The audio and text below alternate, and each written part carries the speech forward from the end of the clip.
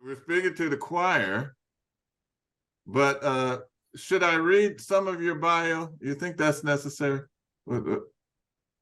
Most people know me, but most people don't know much about me. They Yeah, they know yeah, me as Professor Small, but they don't really know yeah. that's the least thing about me, you know, um, and where I come from. But I come out of the movement. I'm born in the movement. My parents was in the movement. My grandparents was in the movement. I met Malcolm at 16. I was in my first lunch counter sit-in at 14. Um, and again at 15, the Strand Theater. So the whole life has been the movement, the Panther Party, Black Liberation Army, the OAU, Muslim Mosque Inc., um, Snake, you know, hardcore street thug militants, who one day decide he was going to go to school, and finish his college, which I started after high school at Savannah State. But the racist situation there didn't allow me to stay there. And I went in the military and came home and immediately joined the OAU. Malcolm had just been assassinated. And a few months later, I was elected the imam over the mosque. And for 18 years, I did that. I went to Now let me. That is a point in your life that's been very fascinating to me. So I don't know how to ask the right question. How was that? I mean, a young man stepping into like basically the shoes of Malcolm at such an early age. What can you? I was all of 21. I met Malcolm initially when I was 16. I had sent my letter to Chicago at that time, but I went back to the South, and Malcolm's thing was education. Malcolm was big about education, was one of the main tools that would liberate our people. I was talking about quitting school, becoming, the soldier. And he got like, yo, no, that's not what this is really about. It was about liberating a people, and education was a primary tool in the process. And so when he got assassinated, I was in the war, in the military. And I remember my big brother, who was in the OAU, the one that lives out in Weed, he sent me all of the clippings of the assassination of both Malcolm and Kennedy, because I was in the Navy, so I was in the ocean living out there for years. And I put it together in a photo album. And I was trying to learn history and showing it to people when the CID, Central Intelligence Division of the Navy, seized it. Mm. Now, at 20 years old, I'm 20 then, I didn't understand. I didn't know the movement like that. We had our own movement in the military. I was a war resistor in the military. I refused to fight in Vietnam, even though I was in the military. So did other brothers and sisters. And we refused to cut our hair. We wore natural hairdos, and we had to pay $50 a month on different things, trying to stand up in the 60s in the military. But when they took that book, something else clicked in my brain. Hey, there's something going on that you don't quite understand. And I still didn't understand. But when I got home a few months later, I went to find Ella, and she was lecturing on 125th Street, surrounded by her security. But I was good at what I was doing in the military, because I tried out for what you call the UDT then. It was called the Navy SEALs today. I failed because I wasn't a good swimmer. A lot of my friends got in, which they regretted. I lost most of them in the war. And so I was able to make my way to the stage where Ella was, got through all of her security. Don't ask me why I did it. I put my hand on her feet. I just walked up the stage and covered her feet with my hand. The security jumped me, and she said, leave him alone. We didn't know each other. She said, leave him alone. She asked somebody for a pen and pencil. She gave me her address. and says, "Be there tomorrow night at 7:30." And I walked away. The next day, though, I showed up at the place at 2:30 in the afternoon. And when I saw Ella, she was in, a gala, full African dress. And the lady that answered the door at the house had on a wig that was all disheveled. She had a feather duster. She had on a dress that was torn on one side and some flip flop. And I didn't recognize her. Wow, So wow. I told her, That was her. That was that her. was her. That was her. Ella had that kind of deceptive way of moving. And she said, "The meeting is tonight, I heard," as though she was another person, "and you really should come back tonight." So when I came back tonight, at night, there was the beautiful Black lady with all of her African gowns sitting on the stage. And she called me up and asked me to introduce myself. 2 weeks later, the security interviewed me, and 2 weeks after that, I was taken to Boston to be on her personal security team. And a few months later, I recruited a lot of veterans, young brothers back from Nam, into the OAAU, because that was my thing. We had just come home from the war. And so I realized the brothers didn't have I grew up in the Baptist church. My grandfather was a minister in the woods of South Carolina. So I always had the spiritual foundation. But most of the young men who I was bringing in didn't have any kind of spiritual background. So I asked, could they reopen the mosque? The mosque had been closed for almost a year and a half at this point. And they agreed. And there was meeting, and they interviewed all of the top imam. And one day, Haji Sham, the brother who buried Malcolm, who did his janazah, Yes. came downstairs and in the center and says, "You've just been elected the imam." I go like, I didn't even put my name in. I don't want to have. I just got out the Baptist church. I didn't want to have nothing to do with religion. And Wow. I said no. So they had another week of interviews, and then it was a Sunday afternoon. He came and said, "You've been elected the imam over the Muslim mosque link." I don't know nothing about Islam. I couldn't even say salam alaikum. So, but this was Ella doing. She was wielding her power behind the scenes. I didn't know that then. I would learn that. And so Hisham asked me to walk around the block, a walk I should have never taken. And he asked me, if you do this for 1 year, Ella would be most pleased. While we train someone, we're going to send him to Sudan, you know. And so I agreed, but 1 year became 18 years and 2 trips to Mecca. Wow. Wow. Wow.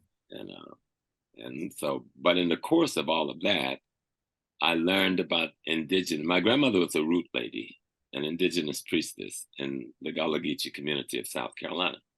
And so I came out of that tradition, and that's where I wanted to be. So I met Baba Iserjiman. He founded the Yoruba village in South Carolina, but yes. in Jomo and all of the other. He had a strong cadre of brothers. I met them in 1967. They had lost their house, their meeting place on 7th Avenue. So I allowed the Yoruba temple to meet in my mosque on Sunday. And the first reaction, of course, from the Orthodox Muslim brothers, then an assassination attempt on my life. That's when I got serious. I realized this stuff is not a game. Yeah. Didn't get killed here. And it was the second attempt that really woke me up. With the brother saying I was not a Muslim, I was a nationalist, and I was an Africanist. I didn't know being a Muslim and being an African was opposition things, because Malcolm was not in opposition to himself. Yes. But those who had gone off into these religious things had really, some of them had gone off on the deep end.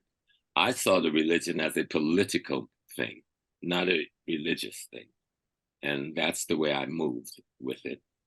And I'm a Hajj. I'm a Hajj Amin Shaheed.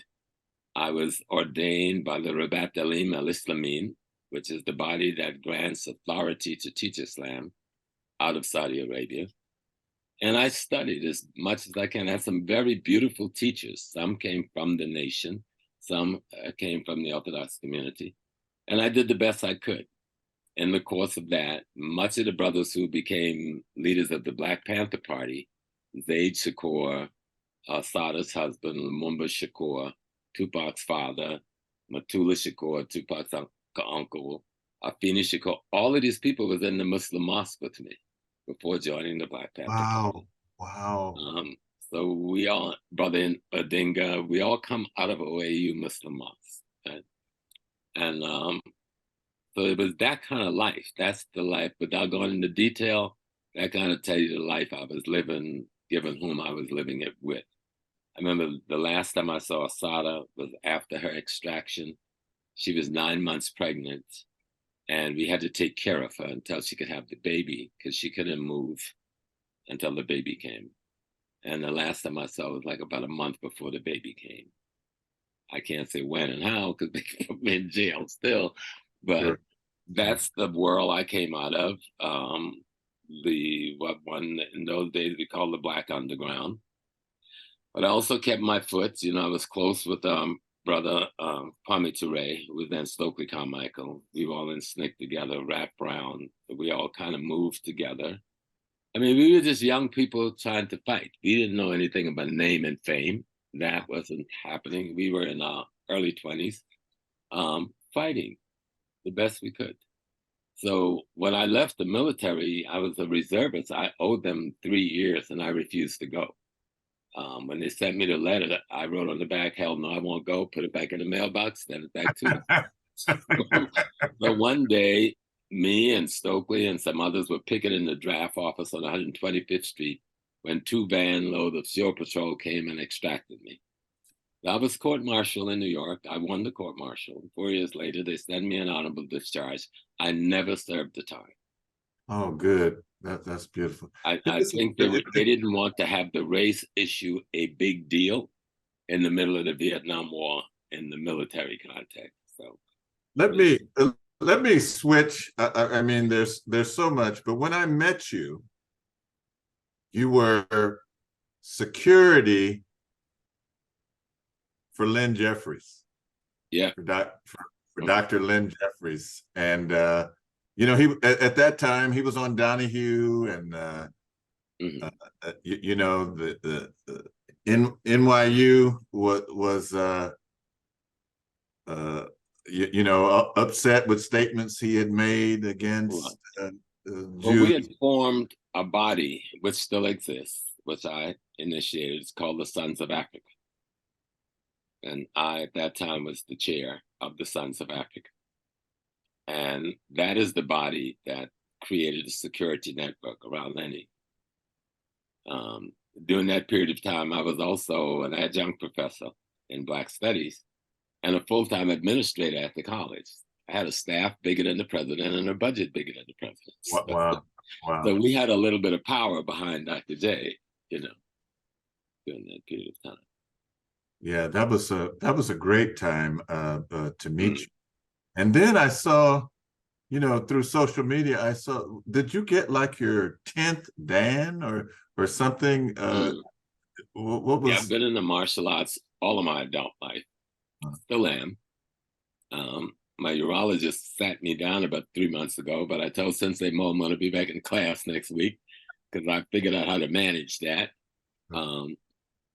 And so I got my red belt. I don't think I deserve it, but the elders, I was so shocked. When I went to the meeting, I thought I was going to greet some friends, and to see 25 of the masters in their 70s and 80s there presenting you with the red belt.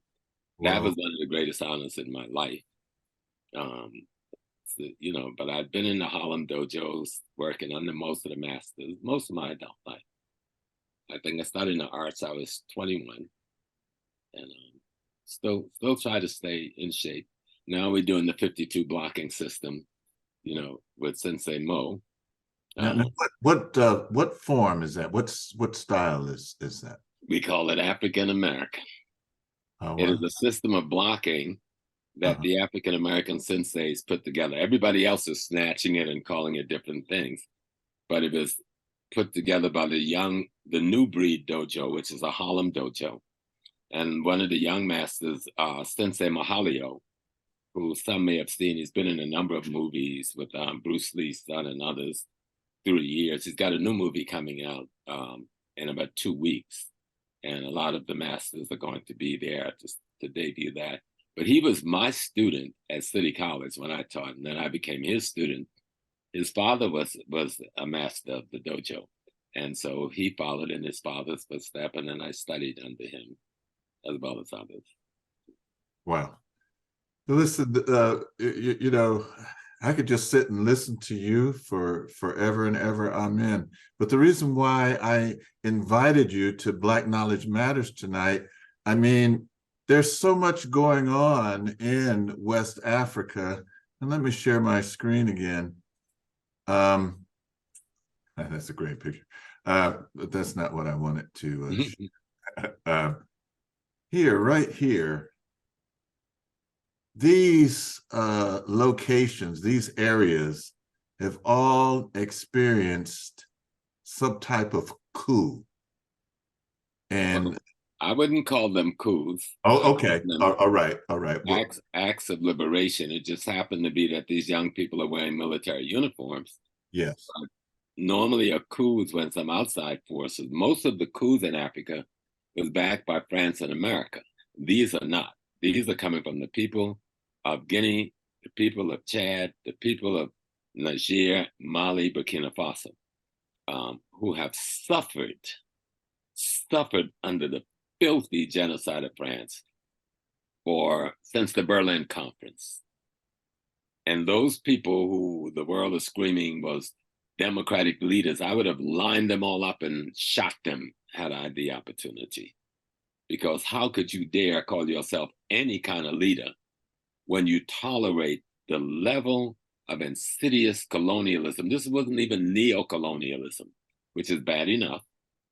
This is putrid French colonialism that led to daily genocide out of poverty of our people by the tens of thousands. So what kind of democratic leader and would tolerate this? And so I was happy that I was able to speak out across the African world and reached a couple million people a few weeks back, telling ECOWAS, y'all need to stand down or we're going to rise up in your capital. You leave Ghana and Nigeria and you go to Niger, then you're going to have to come back home because there's going to be trouble back there. How dare you? You sat and allowed these pimping, thieving, conniving collaborators go along with France and America in this insidious colonialism. And when somebody threw them out, and they didn't kill them, there wasn't a shot fired. No one was killed. No one got hurt. They simply removed the criminals and said, we want better. And better starts with France getting out of our land. America, move your military base.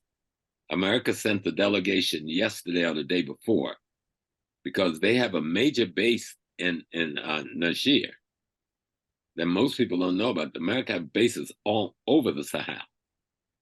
Yet, you can't stop the so-called terrorists? No, because you create those terrorists and you arm this ISIS and you arm the Bin Laden groups. And when those criminals that raped those baby girls was about to be crushed with Soviet support, with the Wagner group, it was America that stepped in and told Jonathan, Goodluck Jonathan, to stop their forward thrust and not to destroy the group.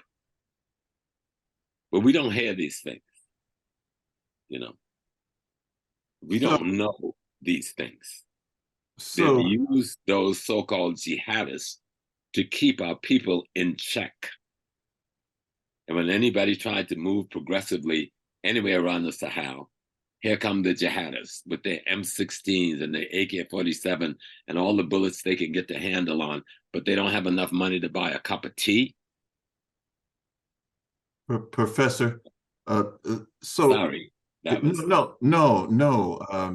I don't know when to to come in and but I want to ECOWAS. You mentioned ECOWAS. What is Mhm. that? What is that? Could you tell us what ECOWAS? Yeah. That is supposed to be the Economic Community of West African States.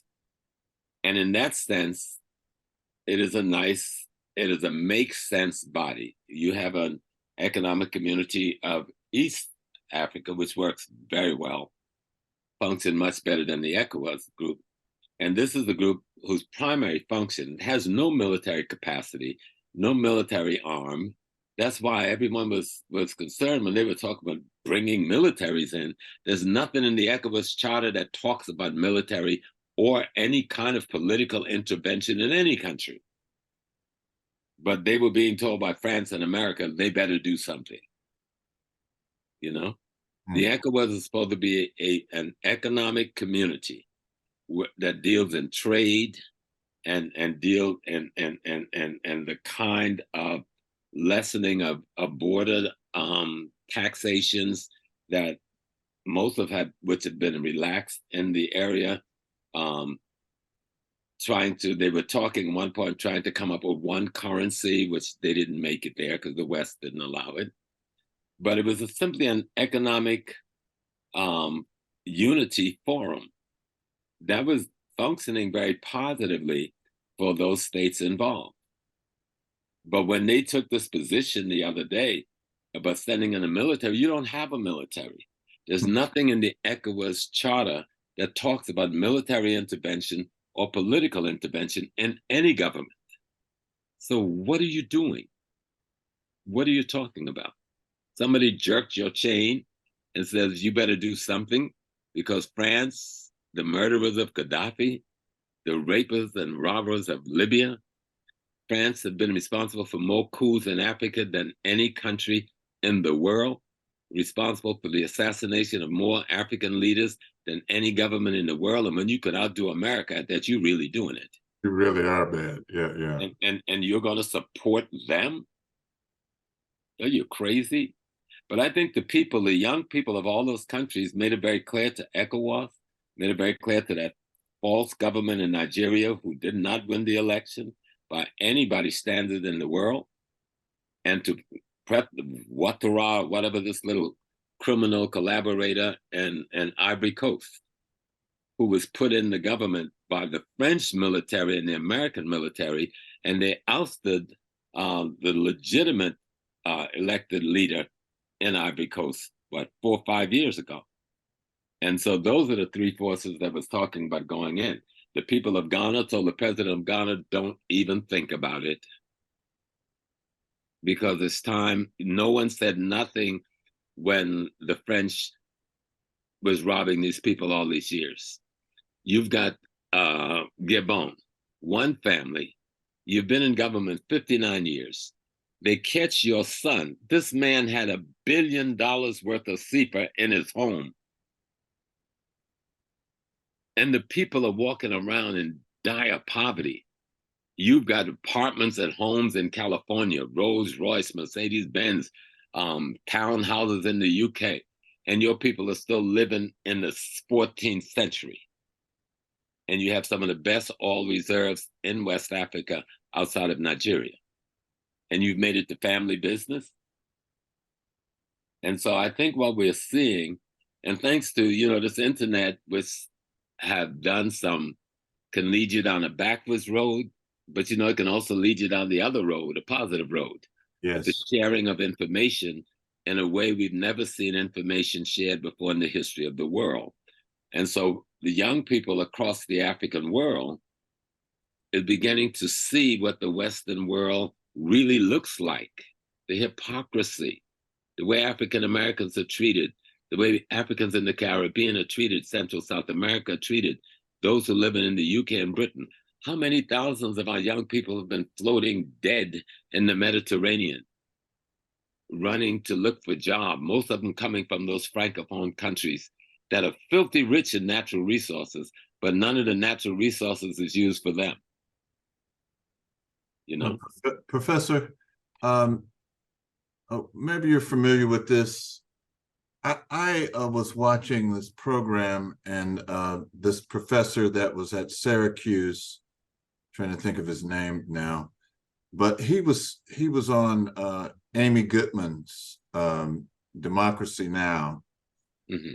and he was talking about there's a program, there's a plan to replenish Lake Chad. Hmm. That Lake Chad, I wasn't aware of this. Lake Chad has lost almost 90% of its resources. Right. And so there's a plan among the Africans in that region to replenish Chad, but the French are opposed to it. Yeah. And who are they? How are they opposed to Africans in the center of Africa trying to change the ecological damage which they assisted in creating?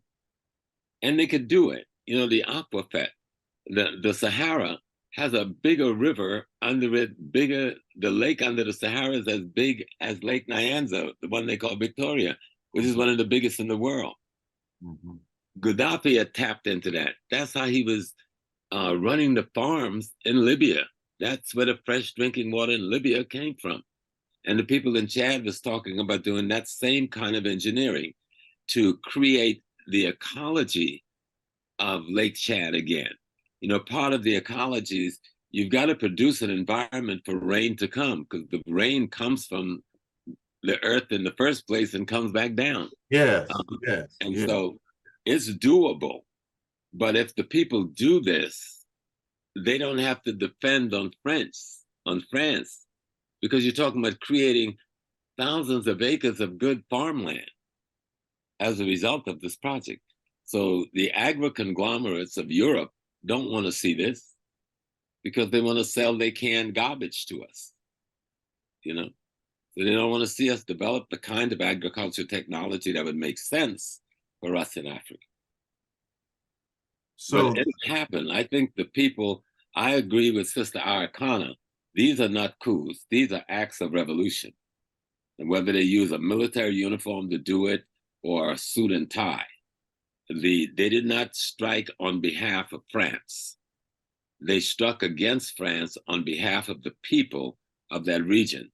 And when Guinea and Chad and Burkina and Mali told them, if you go into Niger, all of us are coming to fight on the side of Niger. That's what stopped everything, because you realize you're going to have a force to deal with here. But the reason Niger becomes so central, they were upset over Mali, but they didn't get this crazy, right? yeah. They were upset over Burkina Faso that had been going kind of up and down, but they didn't get this crazy. They were upset over Guinea, but they didn't get this crazy. Why? Because when Putin invaded Ukraine, Germany didn't go along. You remember Germany and Italy and a couple other countries didn't go along with America and NATO because they were getting their natural gas, which was essential for their industry and their electricity from Putin. Then America, because they claim Ukraine did it, blew up the pipeline to Europe, right? Hmm. Now Germany and them don't have any excuse. So America said, look, we got this. We're going to get your natural gas from Nigeria. But they had to run the pipeline through and across Niger. Niger cut the pipeline the other day. Wow. So there's no natural gas flowing into the Mediterranean. That's what they're upset about.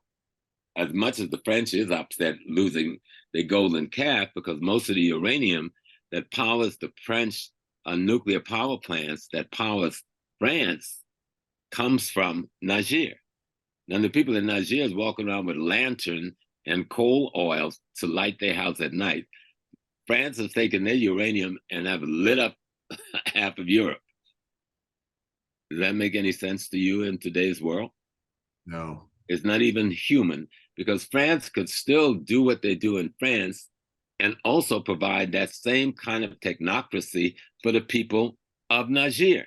But racism and dominance and arrogance won't allow for it. Let me ask you, before I ask you this question, so we have Sister Zanabu Sese Harel. She's listening tonight from Sierra Leone. She just put her greeting in the chat. She's waving there. And how are you, my sister?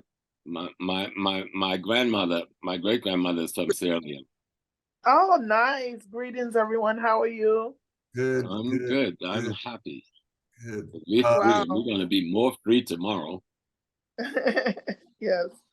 We just really appreciate everything that you all are sharing, because it's, as you all know, Africa is very, very tense right now. It's you all already know what happened to us in Sierra Leone. If some of you are not abreast to, we just had our election in June, and you know, it's like Nigeria kind of like set this trend from February for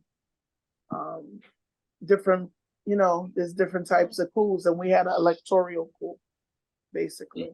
So right. people are tired. You know, and I bet you got tired. new machines. Didn't y'all get some new voting machines? Of course we did. We got the voting machines. Yeah, you got the voting machine that the CIA program. You know? We got voting machines, and we got pre-stuffed boxes, and a lot happened. I mean, I won't. It's maybe not the platform for me to share it. I am myself a politician, so. No, but let us do the talking. You don't have to get in trouble at home. I can make enough statement on your behalf. Yeah, it's a lot. Just everybody just keep. We all, Africa, outside of Africa, in prayer, and I just hope that it'll be. We see peace. You know, that's what I'm praying for and hoping for. Will it be a reality? Probably not. But, no, they dare not start a war there. They dare not start a war, because the mistake they made was going too far. You see, they went too far, too fast.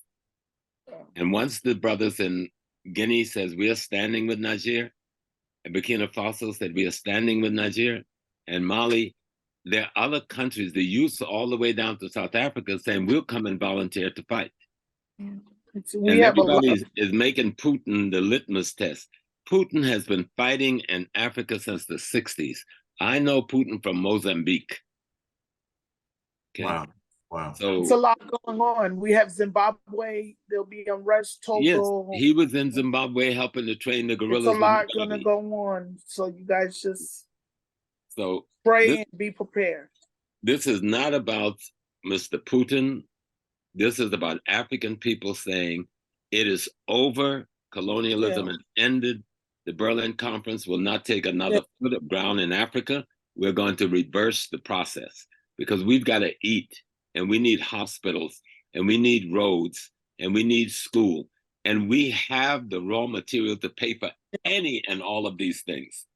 You're stealing my raw materials, and you won't even share your technology with me. You won't even share your technology to let me put up solar panels. You know, it's just putrid, racist dominance and arrogance beyond any logic that just doesn't make sense. But I don't think the young people have decided that they want to build the Africa that they want to see. And they're not going to reverse that trend. You know, I mean, the young people are very disenfranchised in Africa. You know, there's so many of them, and there's so many challenges for them, and there's so many things in my country alone. I mean, I grew up between here and the States, and you know, the Kush epidemic that we have is out of this world, and we don't even know how it got there and how it got in our country, from the different levels of drugs, from crack, cocaine. It's so many things that are just, how you ask, how did it get here? Because these are people who, you know, we're making the minimum wage is $25 a month.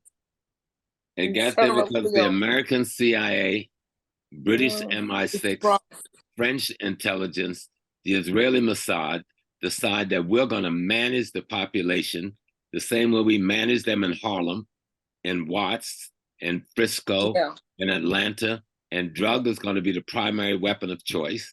Denial of access to any kind of educational process that would allow them to identify themselves as victors in their life's experience. And we still, in most of our schools, where we say we are free in Africa, we still using colonial curriculum. We still do not teach African history in Africa. We do not, African spiritual practices are still looked at as witchcraft and evil. And the Western Christianity and Islam is looked at as enlightened elements, yet there's nothing in our history showing any enlightenment coming from any of them. You know? Loss of language. Sister, Young kids don't even want to sister, excuse me, sister, I'm sorry. Agriculture, it's a lot. It's really a lot. So thank you for this platform tonight.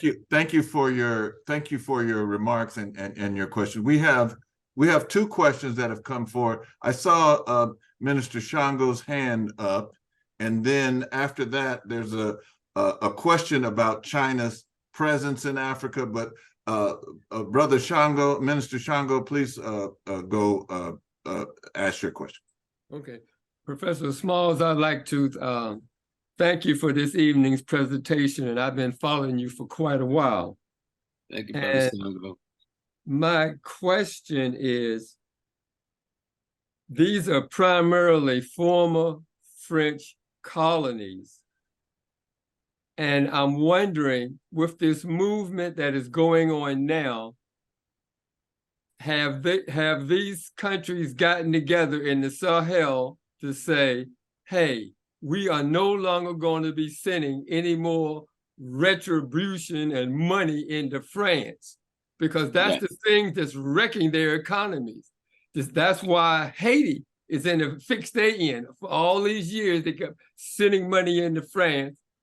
So I'm wondering, have they elected to say, we're not sending you any more money? Right. That's precisely what they've said in Mali. That is what they've said in Burkina Faso. That is what they said in Niger. In Mali, Mali has denounced all of the treaty arrangement with France and have torn them up. Same thing with Burkina Faso. France have been demanding of these people since 1967 that you pay me. They still have the arrogance. I heard Macron said yesterday, there would not be a Niger if it wasn't for France. There would be no Burkina Faso if it wasn't for France. There'd be no who the hell are they? They're saying, the road we built with your slave labor from your natural resources, you owe us for the road. You hear what I'm saying? They're saying the hospital we built with your slave labor and your natural resources, you owe us for the hospital. So if you're going to take the hospital, you're going to pay me. And so what the African nations, those 15 nations that we call the Francophone states, they have this agreement with France where they would use one currency called the CFA, which is tied to the French franc. And they have a central bank.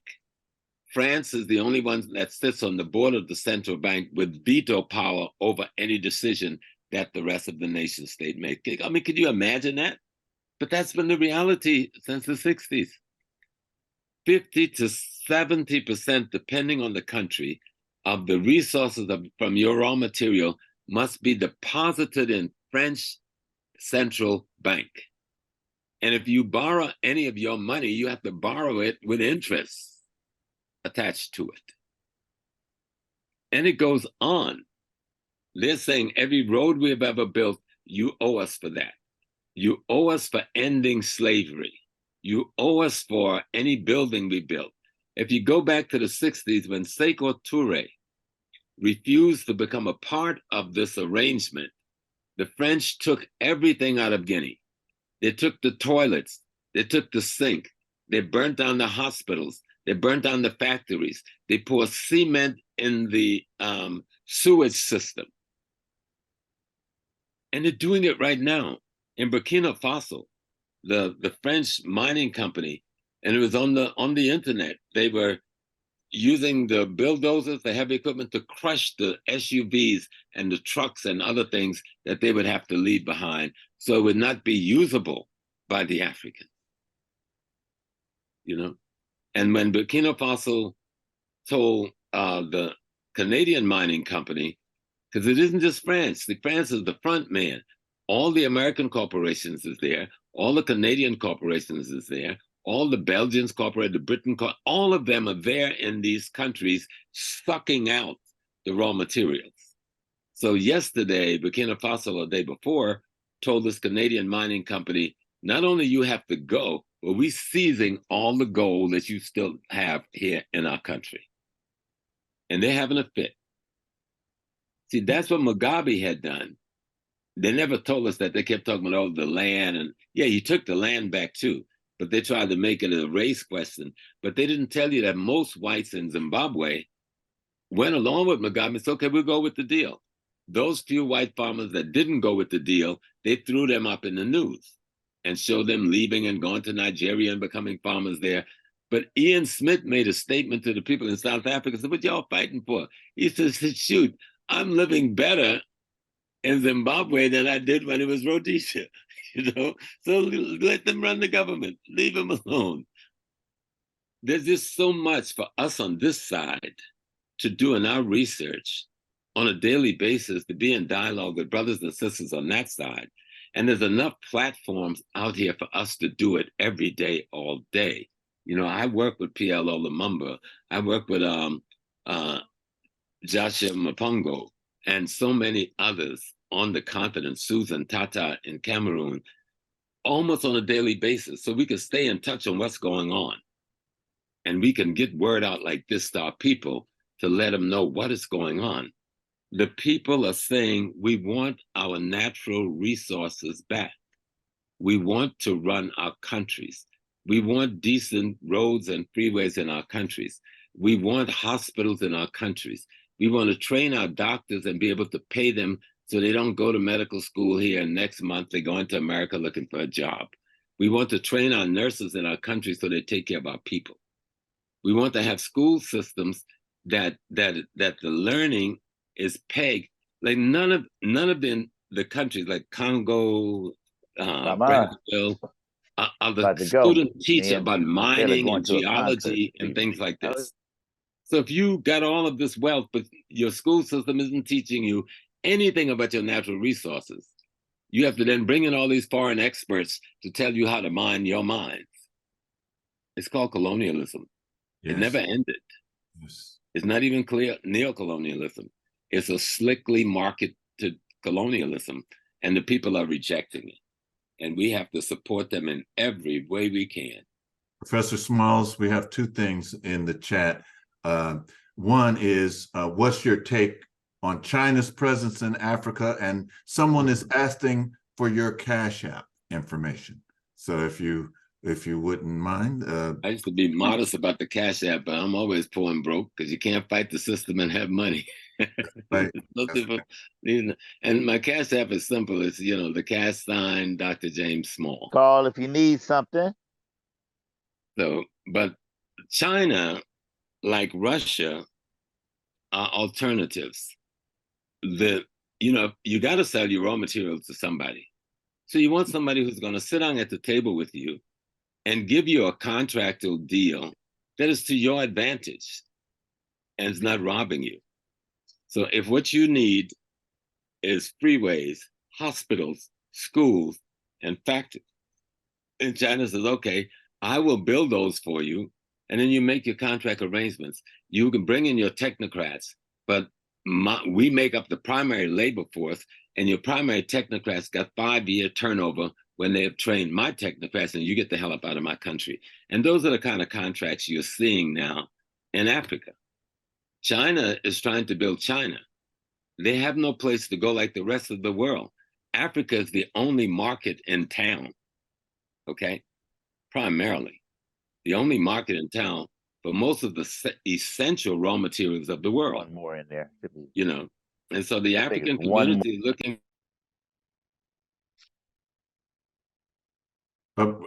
Brother Smalls, you went on mute. Take yourself off mute. There you go. I don't know who did that, but anyway, if China and Russia gives me a better deal and a better contract, because I got to sell my raw materials in order to get the technology I need, the institution I need, the infrastructures I need. And China, both China and Russia, have been giving better deals.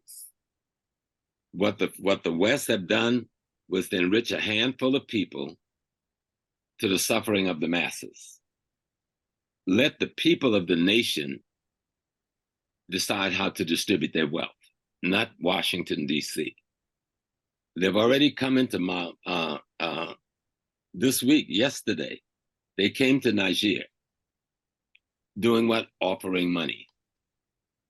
Thank God the generals did not meet with them. They sent underlings to meet with the Americans, and they told them, we do not want your money, and we want your military base out of Niger. We don't need them. You want to do business with us? Come and do business with integrity. We need certain technologies.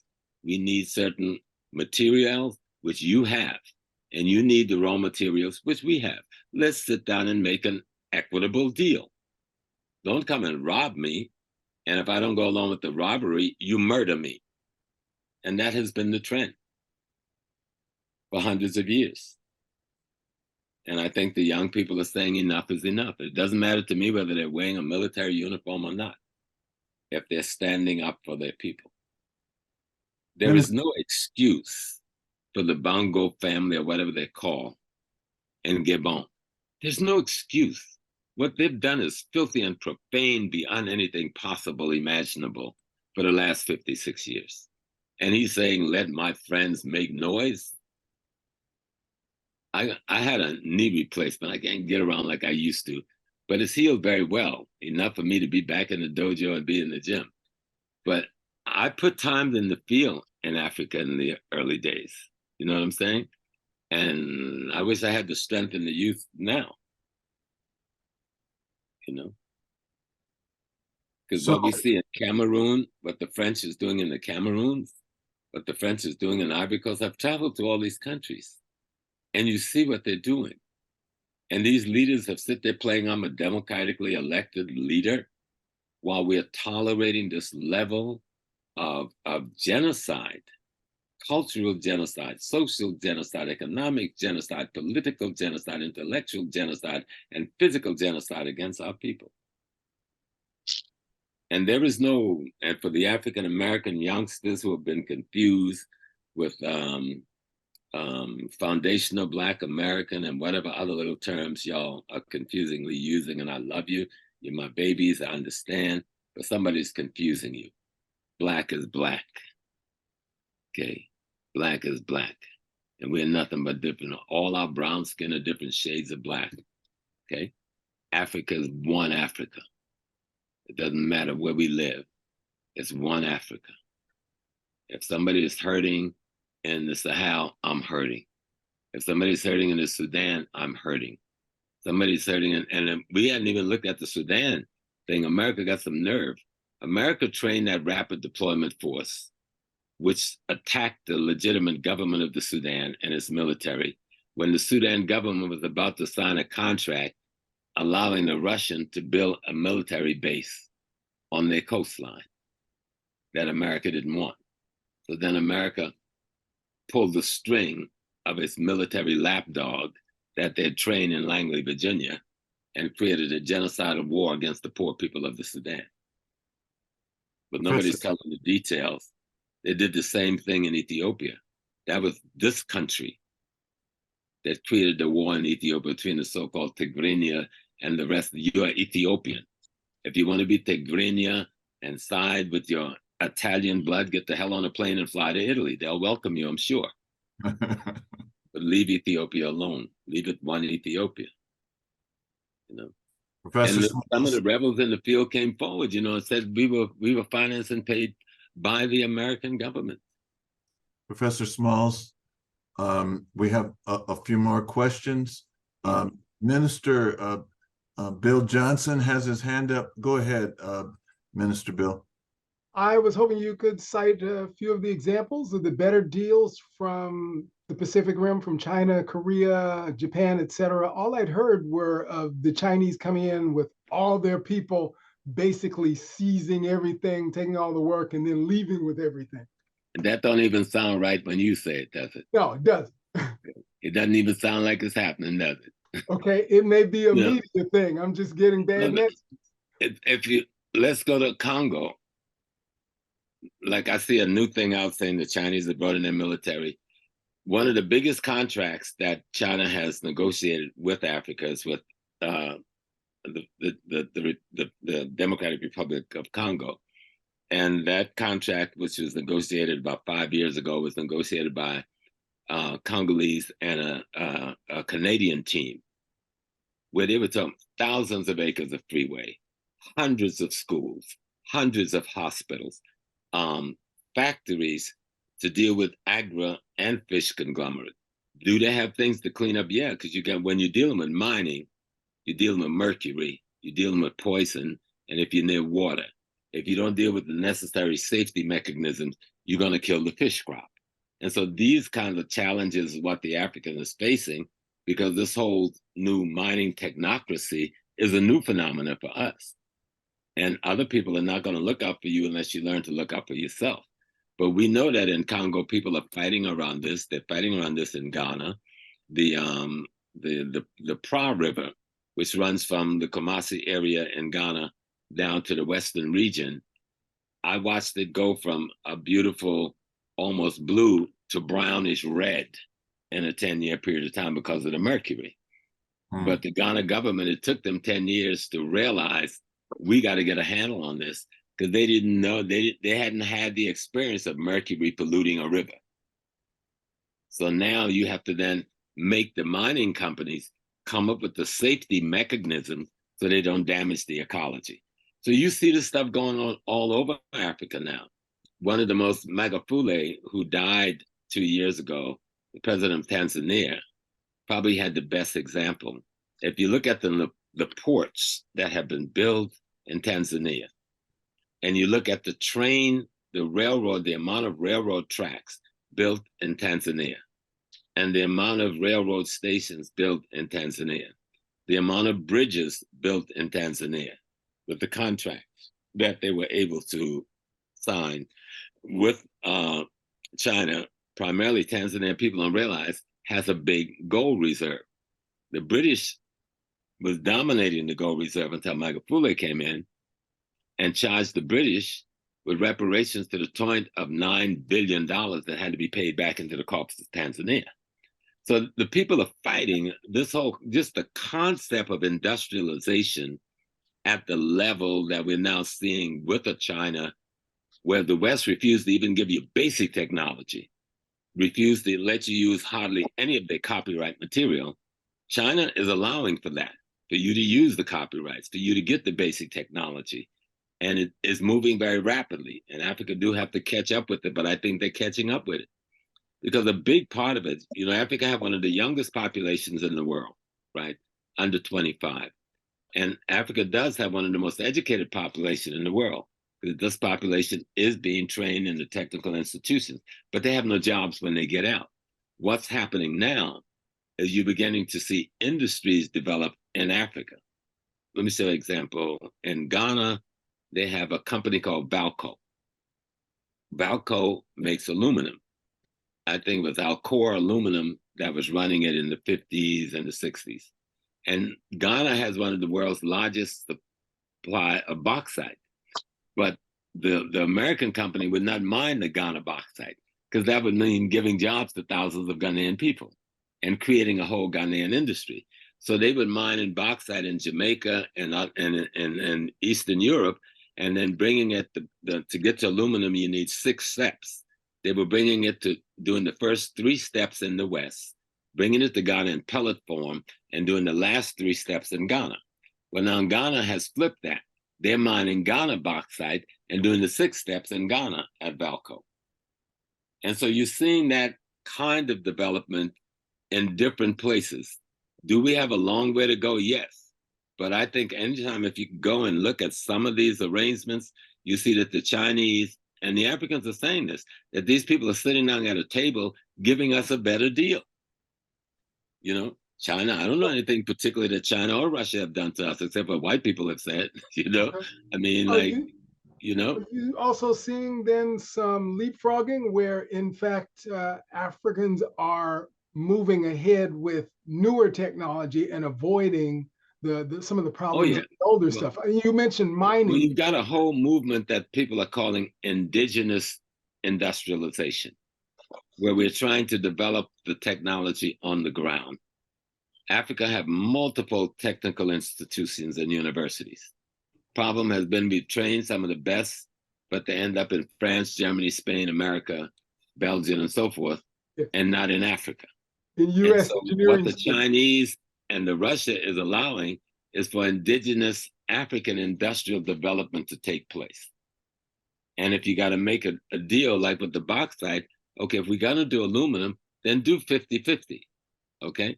If you're going to make the batteries, okay, you want titanium, you want to make lithium batteries, you need cobalt, you need coltan, then 50% of the industrialization of that product must happen in our land. So help us build the factories here. Then you can do 50% to give your people some job. That's the kind of contract these people are fighting for. And that's the kind of arrangement they're getting from China and Russia, and they're not getting from the West, so-called.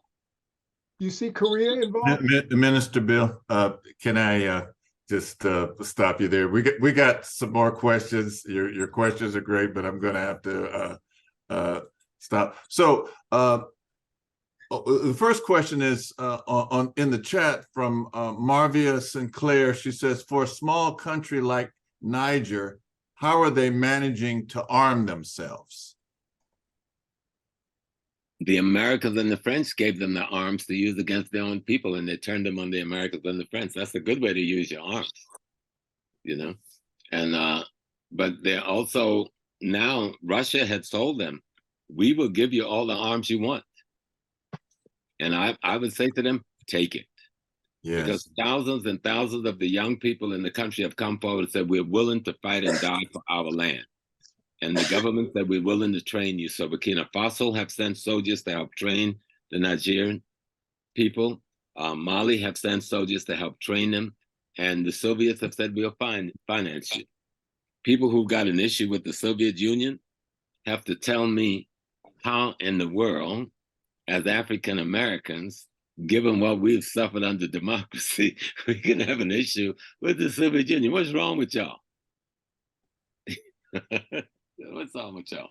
All right. The next question is Brother Smalls in talks with the EFF? I don't know what the EFF is. Who is the EFF? Economic freedom fighters. Well, I don't know that specific group, but the EFF is Malema. Oh, down in South Africa. Yeah, we have to protect that young man. And some of us are trying to do the best. I was on the phone with some people down in South Africa today to protect him. He's got a big situation on his hand down in Southern Africa. You know, the deal that was negotiated by Nelson and the others, wasn't maybe just the best deal they could have gotten, but it was not a very good deal. Because you negotiated a deal that didn't leave you with any wealth and left the enemy with 90% of the best agricultural land. And you were left with the slums to manage and police without any revenue to do it. And so they've got a dilemma on their hand. The little bit of revenue they have that comes from taxation and industry is being stolen by the corrupt politician who's still tied to the same white apartheid leadership that they overthrew in the first place. If you go back and you study that struggle, you will see there was another group called the PAC. Not the ANC was one group, but the PAC was a much more radical, a much more socialist-based group. And if you look at the history, most of their leaders in the 3 years leading up to Nelson getting out of jail was assassinated in Europe and the rest of Africa. A deliberate assassination, bombing, this is the letter bombing, house bombing, gunning down of the entire leadership of the PAC. Thank God I was a supporter of the PAC, and I still am.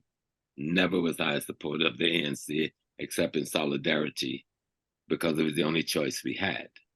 When they turned against Winnie Mandela, they turned against the struggle of the people of South Africa.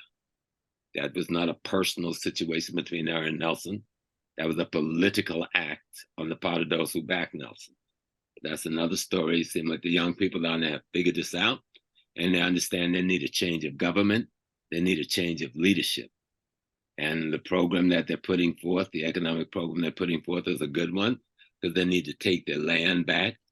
They need to take control, some percentage control, because we are in the world, and they're not going to let us take full control of all of those mines, but there need to be a significant percentage of the mining industry used towards the redevelopment of South Africa.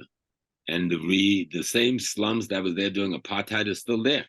The same ghettos that was there during apartheid is still there, because there was no resources to change the economic dynamic of the people, or to build the kind of industry that would give the job, or to have the university even train. I have godchildren in South Africa who went to school, who become teachers, and they can barely feed themselves with the money and these are dedicated young people, but they're not making enough money to even feed themselves and keep the light on in the house. And they come to this country, and America won't even recognize the degree from the South African universities. So there's a lot of things we can help with, but we got to look at the situation and see what's going on. Malema and the others down there are fighting. There's two South Africa. There's a white South Africa that still practices apartheid, which control the majority of the agricultural land. Most of the smaller towns, which is the majority of South Africa, outside of Johannesburg and Cape Town, is run by these white people. And you bet not have your black butt there after dark, okay? That's the reality that nobody's talking about. And if you come there as a black to work, when sundown, you better get the hell out of town till next morning. That's right now. And so we need to talk to our people down there. It doesn't take much. You just go on the internet and start talking. Just go on Facebook and start talking. Don't tell me how bad Facebook is. I've been using Facebook since it started, and I've never used it for a bad purpose. I've used it to teach my people and reach my people. Somebody can use a car to drive their family to school and to work, and another can use the car to get out there and be foolish and have an accident and kill somebody. It's how you use the vehicle that's at hand. Yes. And we need to use the social media and the internet the best we can to learn about our people, let them learn about us, and to give the support we can and receive the support back while we have these tools at hand. We're gonna win. There's no way they can win, because young black people have woke up. They're woke. They're not going back to sleep. And they don't want to be in France. You see, when I go to Ghana, do you know I was in Ghana this summer and they had done a census? There's 60,000 African Americans living in Ghana. Okay, this in Ghana. There's about 70,000 ex-Ghanaian patriots who've been in France and Italy and England and the US who have returned home to open businesses and to work in their beloved Ghana. That's the trend all over Africa right now. And that's the trend we need to support. These young people with all the skills, they've gone to the Harvards and to the Yale and to Oxford and the Princetons, they've been to the MIT, and they're taking this skill back home. But the government have to negotiate real contracts with the world's technocracy societies in order to build new industries in our homeland so these people can have jobs. Because at the bottom line, it's about food, clothing, shelter, safety, and security for you and your family. And if you can't provide food, clothing, shelter, safety, and security, I don't care what your belief or religion is. It isn't worth a damn, okay? And to do that, you got to control the economics and the politics and culture where you live. To do that, you must be in charge of the land, the labor, and the resources where you live. That's the formula. It's 9 pieces. Professor Smalls, thank you for this education again. This is sitting close to the teacher tonight. We have a question from Dr. Lee Chinquiska. He has his hand up. He wrote a question in the chat, but why don't we let him go? And then Sister Judy, you're next. Okay, go ahead, Dr. Lee. Thank you, Professor Small. It's an honor to be here. The main question I had is are there opportunities and programs established now that the diaspora and Africans, you know, like myself, I'm from Los Angeles, from Compton actually, and can help train the industries and help develop the industries on the continents, because I'm a fan of that. No raw materials should leave the continent at all. And if we do business with ourselves, then we'll give ourselves the best contract for us, you know? Well, I agree with you 100%. And you know that's going to be a process. It has to be a transition, because you can't just move from one space to the other. But that has to be the goal. And that's why it's important that the relationships between the technology that we've gained over here get married to the natural resources that are in the continent. And we can start by working with the governments that we think are viable and good governance, and doing good governance in Africa, because all of them have built in the kind of corporate technical structuring that we need to tap into to get into the industry on the ground in a legal way and formal way.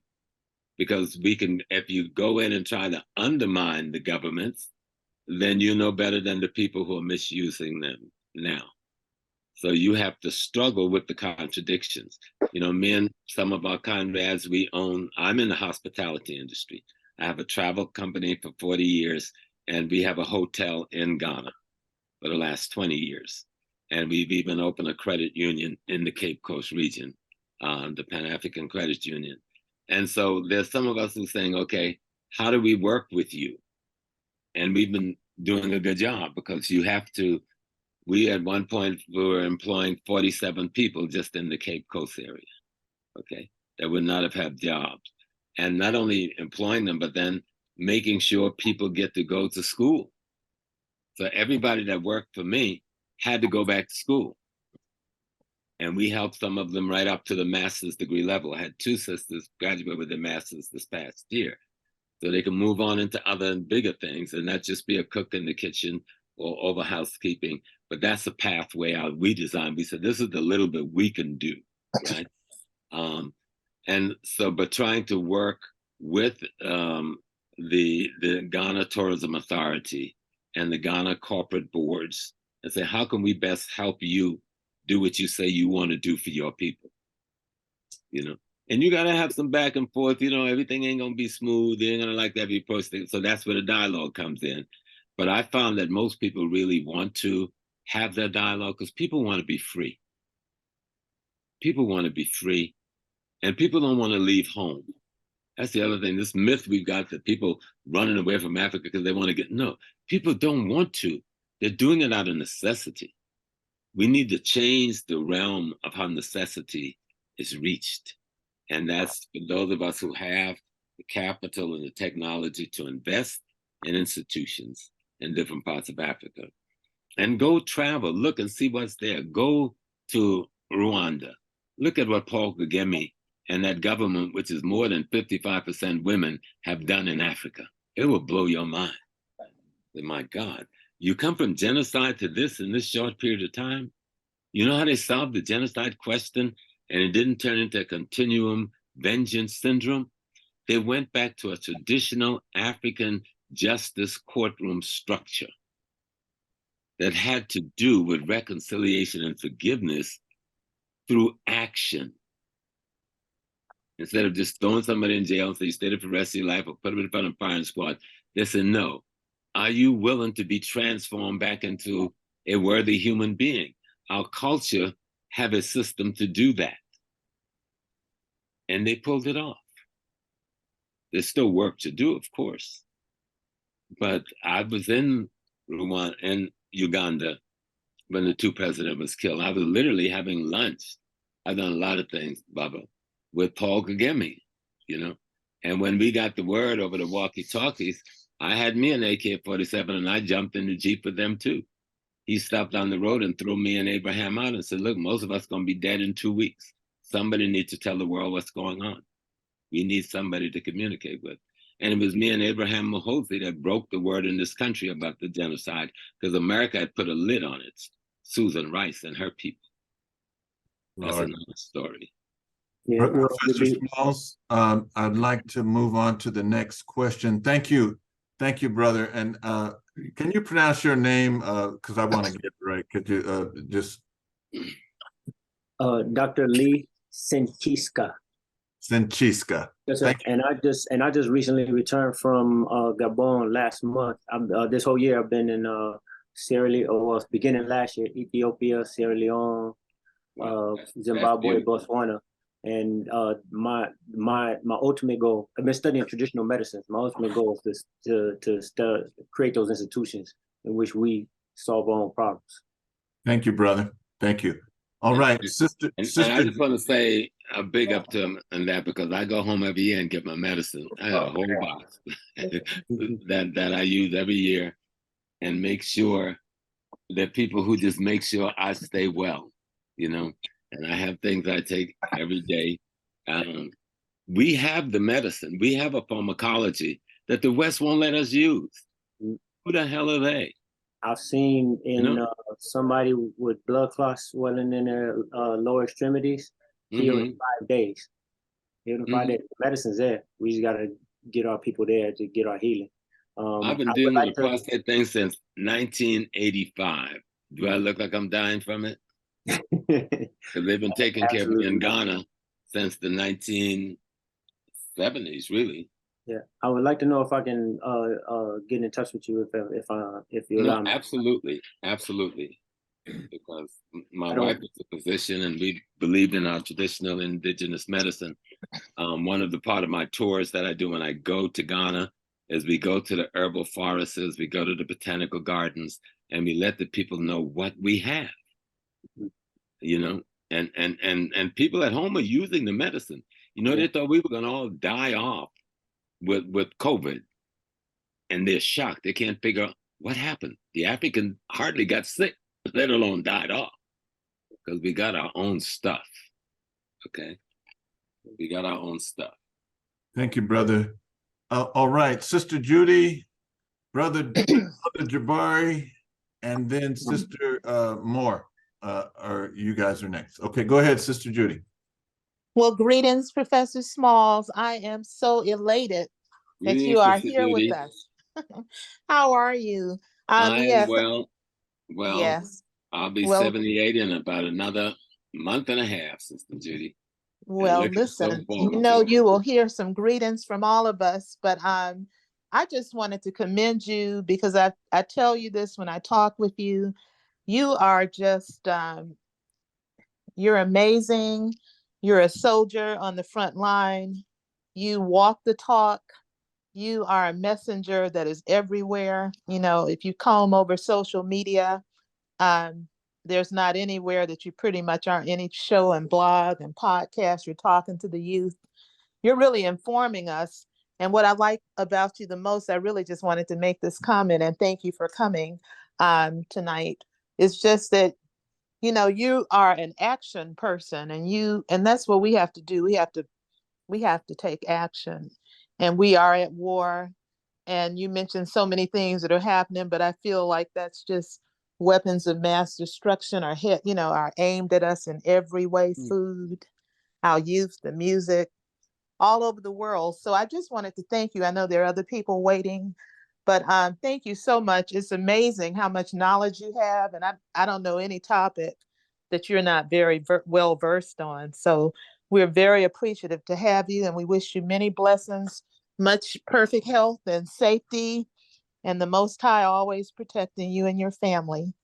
Thank you, Sister Judy. You've been a sister and a friend since we met, which is going many years now.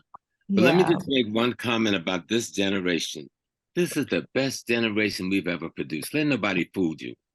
They may not be lauding them in white media, but this generation of young Black men and women, they're the most trained, they're the most highly technicatized.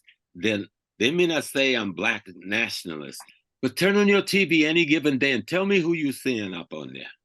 Running so much in this country that we don't get verbal credit for. Maybe we don't need it because we're doing it. Anywhere you go in the country, you see the young Black men and women. And I'm measuring that population between 18 and 50. And they're not taking any prisoners. They're extraordinary. Malcolm would be proud. Harriet would be proud. Garvey would be proud. Welding would be proud. This is a hell of a generation that have come forward. And they've come forward because of the work of the generation before, my generation, a few of you who are in my generation. So maybe we don't think we've accomplished much, but our young people did listen to us. Yeah, the media will push the few that didn't listen. But we're nearly 75 million people in Black America, okay? So you got a couple of thousand out there doing the jigaboo, that's cool. But we got another 70-something million that's doing what they're supposed to do and trying to do that, you know? You hurt us with the prison, you hurt us with the drugs, but guess what? We overcame the drug. It's your children that are on the drugs now. So now drug addiction is a illness. And now you've got the police and everybody carrying something to save lives. You didn't do that for us. You let us die like dogs in the streets. But that's okay. We've survived it. More of our children are walking out of colleges now than yours. Black women are the most highly educated women in the world, not just in America, okay? They're moving into all aspects of industry faster than any other group, male or female, in the world. Just look at Mr. Trump and the Republican Party. Everybody that's bringing them to task is a Black woman. There's something to that. Yeah. That is so true. Attention, Yes. you know? We have a question from Brother Damani and Brother Jabari. Brother Damani, why don't you take yourself off mute and ask your question. Hey, how everybody doing? Oh yeah, you already answered my question about Paul Kagame, what's going on in Rwanda. I wanted to know if you is the continent moving toward Pan-Africanism? And hey, one more question. Anyway, yeah, the continent moving toward. You had a question about Ethiopian migrants from Yemen being slaughtered by Saudi. And also, do you know anything about? Oh man, I lost my train. We just leave it right. I forgot. Well, it's obvious the continent. Let's not make Pan-Africanism a religion. Pan-Africanism is the process of Black unity. Okay, and so it's not a religion. It's not even an ideology. It is the concept of unity. We don't know what our final ideology is going to be. We hope it's communal, collective, and cooperative. I don't like to use the Western word socialism because they take that to mean something else. But our ancestors said communal, collective, and cooperative. That's how we live. And that would work with us now, even in the modernity that we are into. And I think that's where we're moving. And Pan-Africanism means the unification. The most beautiful thing that could happen, and we pray that it happen, and I've thrown it out there a few times, is that Mali, Burkina Faso, Niger, and Chad should declare themselves one nation. If they do that, it'd be kitty by the door. We win hands down. Even if they just form a federated state, we'd win hands down. That would be a big step in the right direction. And some of that talk is going on. And it is the youth of Africa that's calling for that kind of a move. So let's see, you know, but we are definitely moving towards Pan-Africanism. We've seen the Caribbean nations moving closer to Africa in all kinds of forms, in all kinds of ways. Yeah, we got a problem there because of what they're doing to Haiti. Haiti's one of the richest nations in the Caribbean. Haiti's got an oil reserve off of its coast that's bigger than the oil reserve off of Venezuela, and America won't let them drill for their own oil. Haiti's got gold, diamond, and other raw materials that they're stealing every day.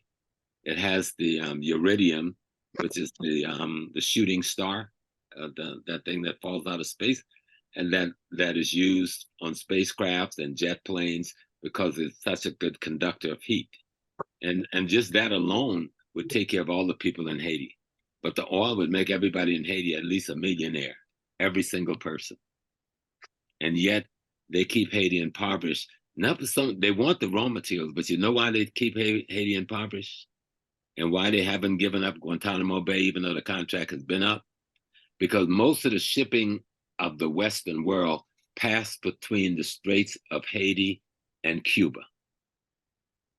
And they're controlling that part of Haiti and all those islands, smaller islands in that space, and they're controlling Guantanamo.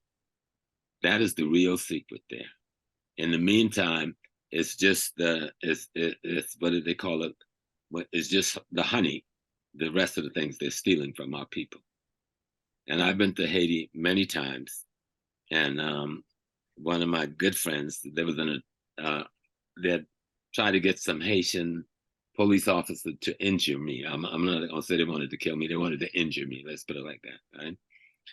Except the brothers, I'm a Freemason, I'm a Prince Hall Mason, and I'm very proud of being a Prince Hall Mason. And people who don't understand Prince Hall Masonry, I'm not talking about white masonry, that's something else. I'm talking about Prince Hall Masonry, that's some black something else, okay? And it's all through the Caribbean.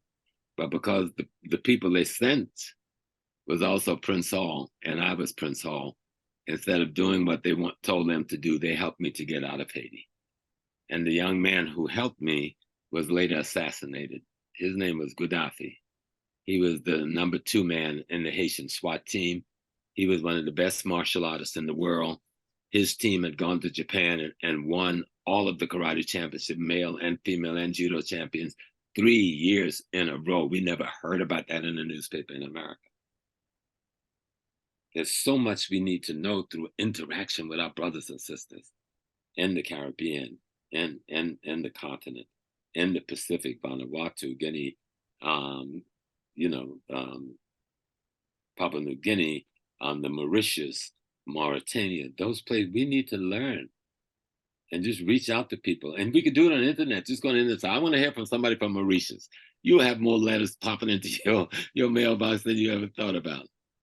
Because everybody wants to touch us. You know, they love Dr. King, they love Malcolm, they love Harriet. The whole world know about us. And the fight we put up in America, no, we haven't won the victory we wanted to win, but we've won more victory than people want to give us credit for, okay? And don't be ashamed of being a Black American. And don't be ashamed of the victories that we have won. And don't be ashamed of the sacrifice that we've made, because we've made them. And we don't have to bow our heads to nobody in the world anywhere, because we fought the best fight we can. And we are the only African population that had to grow up in a white metropolitan majority state. And we've done better than most. We fought a good fight. All right, Professor Smalls, Sister Deloise Moore has her hand up. Go ahead, sister. Take yourself off mute. Mute here. All right. Well, hello, everybody. It is indeed a pleasure, Dr. Smalls, to be here today. And I ditto everything that Judy said to you. Basically, Judy is a friend, acquaintance of mine. And I am the person that you spoke to on the phone about doing business over in Ghana. So I just wanted to do a quick shout out so you could see who I am. Okay. And I see you have been really busy, and I have been keeping up with you as much as I can.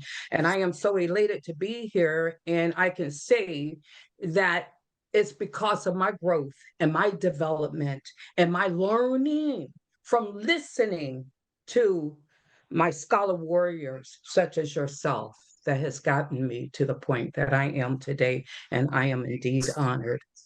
Okay. Thank you. So appreciate you. Thank you, sister. And I see Minister Amadi on here. I'm in his group also, and Peter Davis, some of the people that I am acquainted with. So it's indeed an honor. Yes. Thank you. And I will call you again. I'm honored. Thank you, ma'am. Right. I always answer my phone. Take a minute sometimes, but I try to answer every call. All right. Thank you. Minister Bill had his hand up, and go ahead, Minister. I'd heard a little bit about Imihigo in Rwanda. have you seen that up close? The idea that government officials are obliged to contract a performance contract to be elected, reelected, or appointed? No, I haven't seen it, but I have friends who are there, and other friends who've gone there, and like even some of the Black, I don't know what they want me to call their name, but Black entertainers who have gone there and they're building housing projects, like co-ops and things like that, there with their monies in Rwanda. Other brothers and sisters who have gone there and opened Airbnbs and are living there. They went, most of them went really to visit at first. And they decided like, yo, this is nice right here. In terms of the character of people. You know, the people give the society a character. So if the character of the people is right, then the character of the society and what it reflects is right, you know? So I will be there, hopefully in the spring. We're working on a date now. You gotta remember, sometimes I'm considered by the West an enemy of the state, so I have to move in a certain kind of way when I go to certain places. And then there's some places I'd love to go to, but I know I wouldn't be safe going there. But that's all good. I've never hid myself. I've been in the jails in California, and I've been in the jails in New York, you know, and stuff. I've been in the jails in Egypt. They've arrested me in Egypt and charged me of being there to foment revolution among the Nubians population, and the ancestors always made sure I could come back home to my family and my wife for 53 years and my grandkids and all of that. That makes me up. The Ghanaians seem also to be leading the planet with a system called Impedigree, but that hasn't made it here. That caught your radar? Say that again? The Ghanaian Impedigree system, that I understand it's in many places in Africa and outside the continent in a few places, but it's basically an electronic mechanism for verifying both drugs and crops and seeds specifically. But I don't think it's here. I presume, you know, the powers here have been blocking that. Is that come up on your radar? Yeah, I don't know much, but I've heard about that. But I have brothers and sisters who are there who are in indigenous medicine. I don't know if you remember Paul Goss, who's from LA. Yes. And you know, Paul's daughter moved to Ghana 20 years ago. About 5 minutes. Rita, yes. And she's been working in that industry. Matter of fact, she's got a program next week on health food and healthy food and holistic medicine. And there's a number of people who have been working, because what Ghana did was to fight not to give up their, because you know the West was trying to buy the botanical forest. They were trying to buy the herbal gardens, and Ghana really put up a fight and said, "Oh, this ain't happening." You know, we're not allowing that, because when you go there, you know they know what they got because they have their own packaging. All of this stuff is packaged and ready, and the people are coming there every day buying it like you do at any pharmacy in America. So they are aware that we can take care of ourselves pharmacologically, you know, and that's true in many other African nations too. And so we just have to understand that we're fighting back. We're not sitting as docile as the world would like to make you think, that we're just sitting here waiting for somebody to come. That's not true, you know? That's not true. Do we have a big fight on our hand? Of course. You don't get from what took hundreds of years to get you to this point back in a year. You got a fight on your hand. But if your intentions, I think Dr. Hilliard used to say, all content must have intent. Okay, all content must have intent. And if your intent is clear, your content will arrive at the port you have designated for it. Beautiful. Sister Judy has one more question or comment, and then we're going to wrap up. All right, go ahead. Yeah, yes, thank you. Yes, Professor Smalls, I would have failed to have mentioned that I saw the film B1 that Rick Matheson, Boyce Watkins helped to produce and create, but you know, it was so many people imparting some great knowledge and messages in that, and you were a part of that. And I imagine with B1, that's what you're basically saying, to a point that we need to put ourselves first, wherever we are, developing our own. But could you just quickly sum up or say what you feel about B1 as far as the message? Well, your institution really sort of, how do you say, project that, you know, we think of culture. Remember, culture, the word culture comes from to cultivate. What is it that we're cultivating when we are Africans? We're cultivating the best of our ancestors, right? And what is the best of our ancestors? It is the degree to which they mastered cosmology and ecology, all right? And created out of it a sociology that mimics cosmology and ecology.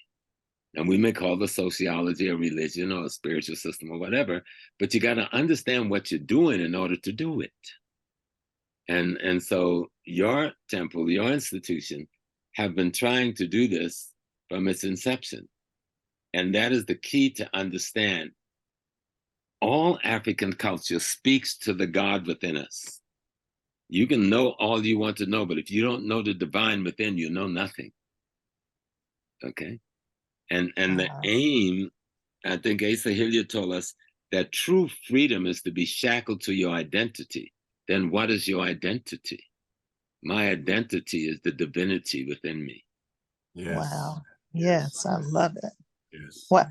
That was a great film. B1 was quite a documentary, and Rick Mathers was one of our guests too. He's been on twice, and you all did a great job. Rick was on, he might be still on. He was on earlier as part of our audience, but I don't see his name right now, but he was listening in. I'm glad that he could join us. Professor Smalls, just Minister Amadi had a question, and that had to do with what are some of the sources that we can tap into for news about Africa? One of the biggest ones is called Pan-African Daily TV with Susan Tata. She reaches millions in any couple of months. And she has some of the best voices in Africa on with her. But she's also in partnership with multiple other platforms in Africa, from Kenya to Ghana, from South Africa to Nigeria.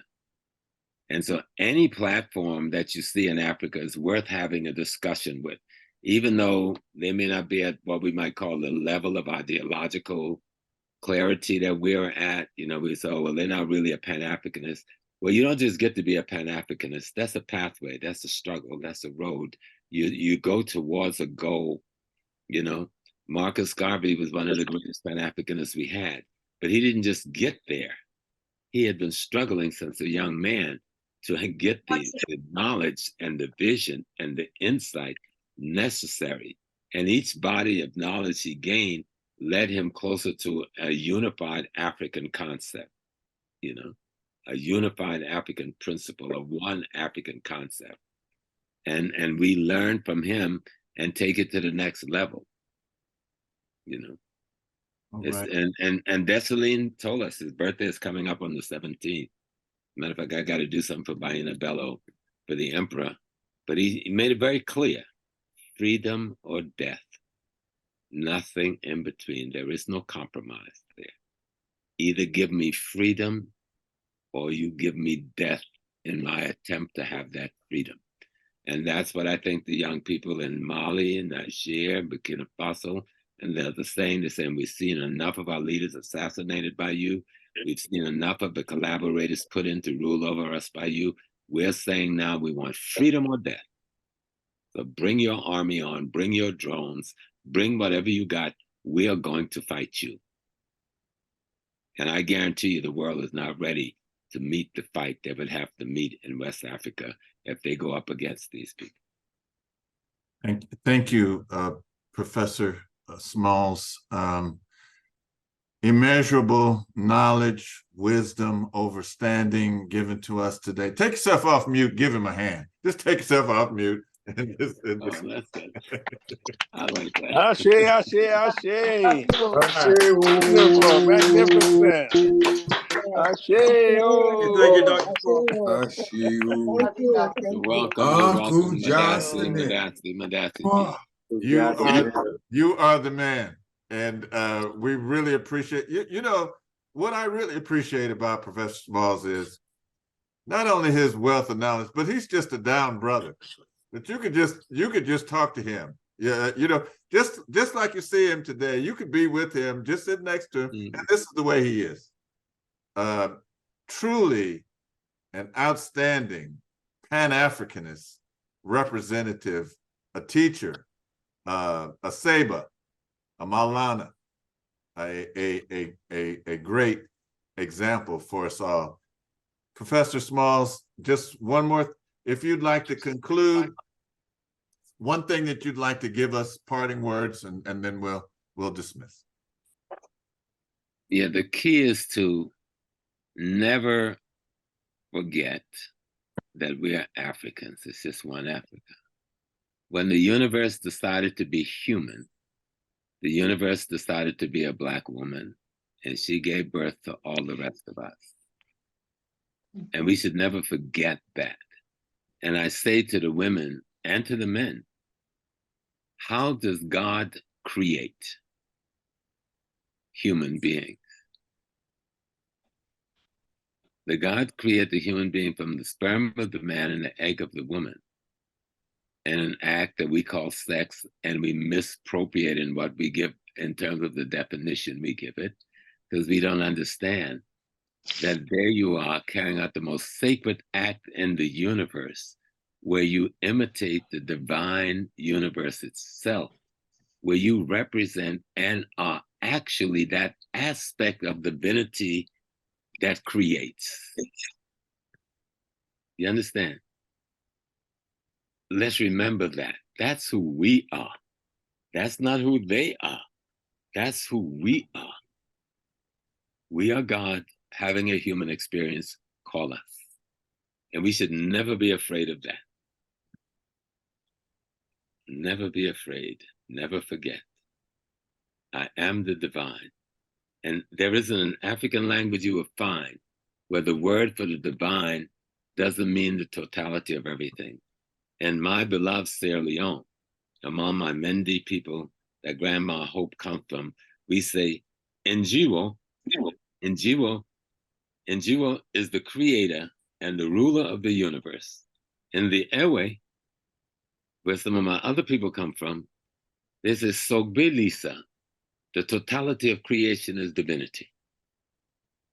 So all we have to do is study our history, study our language, study our culture, and it'll tell us who we are and what we must be doing. Shackle yourself to your identity. That is the only sure freedom you have. And then die for that. Die for that. That's it. All right, I'm putting Professor Small's Cash App in the chat for everyone.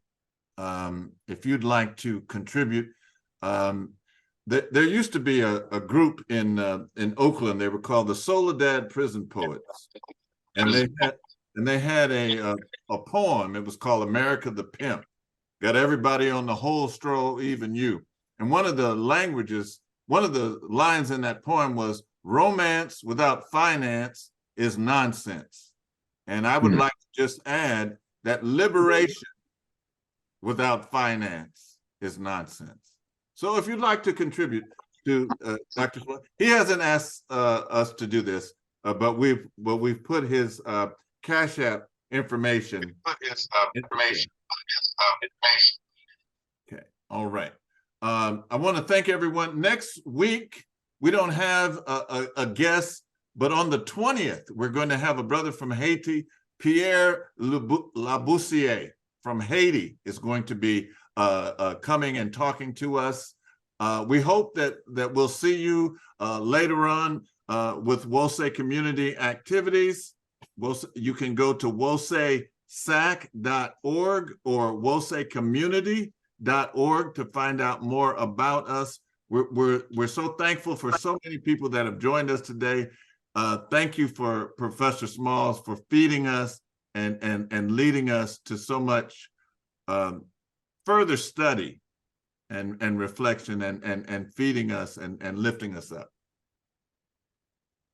Ankh Ujab Seneb, life, prosperity, and health. We're going to say. Ankh Ujab Seneb. All right. Hey, did you see that there's Minister Makalisi, Professor Smalls? Yes, sir, Brother Minister. Peace and blessings. Ashe, thank you so much for your sharing with us tonight, your life for all these years that we've known about you. Ashe. Thank you, Brother Minister. Yes. Hey, what's that Cash App again? That Cash App ain't working. I'm trying it right now. That's It's $ Dr. James Small. okay. The J is a capital letter. The J capital. No. And it's not an S on Smalls, how it's written. S-M-A-L-L. Someone made a correction. Yeah, somebody just made a S-M-A-L-L. correction in the thing. Okay. All right. Okay, I got Blessings, Dr. Small. That's two. Blessings, Gina. Just remember, Desalene's birthday is coming up. The world talk about Tucson, and we love Tucson. They talk about Christophe, and we dearly love Christophe. But the man who said "Kupatet Bulekai" was Desalegn. He said, "Get your filthy self out of my country. I will give you the boat and the food and access to take you home. If you do not go, I will take your life and eliminate you from my soil." And for those who didn't go, he did just that. And for that, the West do not like to call his name. He says, "Kupatet," cut off the head, "Bulekai," burn their dwellings, and be done with it. Right. So we love you, Emperor. That's We're the going lady. to celebrate your That's the birthday. lady said We're going to have to the fun, French. you know. All right. And again, I say to the African, America is our geopolitical place. Africa is our race. There is no contradiction in that name. If we were living in China, we would be African Chinese. China would be our geopolitical place, but Africa is always our race. Yes. So don't let people make you feel ashamed. We did not commit the crimes of white America, and I won't let anybody put that on me. The good that's in America, most of the good that's in America, we brought to the table. Yeah. Don't let nobody make us feel ashamed, bowing our head. The way we've fought in this country for 400 years nonstop, oh no. I'm the Gullah Geechee baby out of South Carolina, out of the woods of that plantation, Acadia Plantation, St. Anne's Baptist Church, the St. Anne's School, a one-room classroom. I sat in with one teacher from 1st grade to 7th grade. She died at 98 2 years ago, and the one thing she insists was that her favorite students speak at her funeral. I love her still. Her name is Betty Murray. One lady sent every child that she ever brought through there to college or into some industrial developing skill. One lady teach from the 1st to the 7th grade. And they're going to tell us they can't teach our children with all this technology and technocracy. Wow. I'm proud of my African American tribe. And a tribe is not a negative thing. The West tried to make tribe a negative thing. Yet he got French tribe. The French, we think of French as one language. They got multiple French dialects and multiple French tribes. They don't consider it a contradiction. You go to England, you got the Welsh and the Scots and the Anglos and the Saxons, and they have no problem calling themselves one, but they want us to have a problem. Okay, I'm made up of Sierra Leone, I'm made up of Akan and Ghana, I'm made of Yoruba, Nigeria, I'm made up of the Native Americans in this part, with the Chakora Nation. We are the one Africa.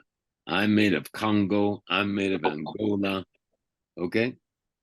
I'm made of Chad, I'm made of Mali. We are one Africa. They brought us from all over Africa, and we amalgamated into one Africa. We have the right to call ourselves the African. You know? Wow, beautiful. Minister Imhotep, can you hear me? No, I'm kidding. I know this probably won't be on the recording, but I just wanted to let you know, I see Rick Mathis has come back. He had dropped off. He just texted me that he'd lost his signal. And I didn't know if you were looking for him. I told him, so you might want to say hello to him. Rick, you want to say something? I know that the yes, I'm here. Can you hear me? Yes. What's Can up, you hear Brother me? Rick? Yes. Yes. Yeah, how you doing, Professor Smiles? I'm good, brother. I'm good. I heard y'all had a successful launching. Yes, And sir. It was great, man. You did. I'm glad that you're here. So I wanted to say something to you. Do not feed into negativity. Let it grow on its own bacteria. And if it has to do that, it will stop. You carry the positive torch. You carry the light that you brought to the people. And you don't let anybody put it out. That's it's right. as simple as that. I appreciate that. I received it. And the film is awesome. Will it be premiering anywhere else or showing what's the next steps? Sorry, sisters. We're closing. Yes, we are African people, people of Almighty God. Yes, we are African people, people of Little Rock. Thank you, Master,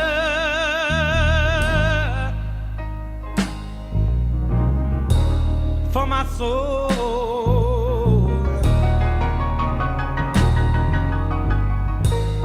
Thank you, Master.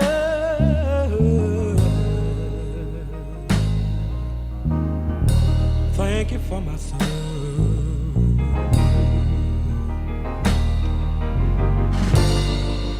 You gave me food to eat. You put shoes on my feet. And you kept me.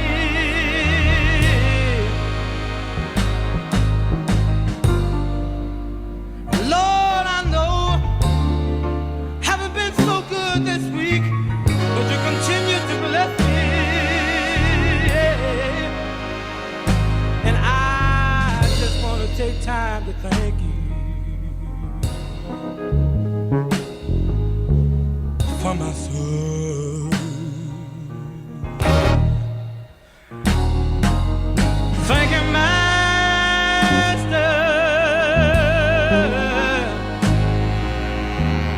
Thank you for my soul.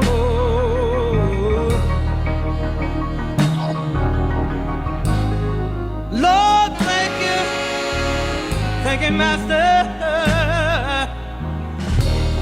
Thank you for my soul. Yeah. 'Cause you didn't have to hear my mourning. Oh, you didn't have to hear my groaning. But you kept me, yeah. You put shoes on my feet. You kept food for me to eat, yeah. And Lord, how you bless me. And Lord, I want to thank you.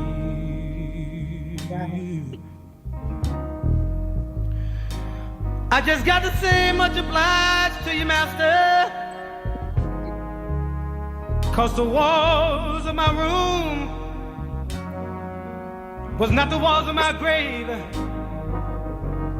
My bed was not my cooling board. Y'all don't know what I'm talking about. My sheet was not my wine and sheet.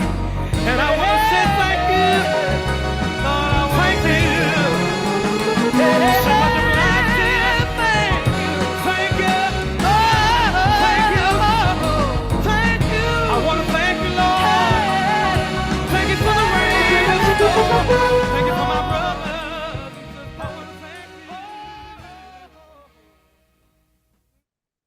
Good night, sisters and brothers. Good night, my brother. Good night, Baba. Good night, Baba. Good night. Some blessings. Madasi, peace to everyone. Good night, everyone.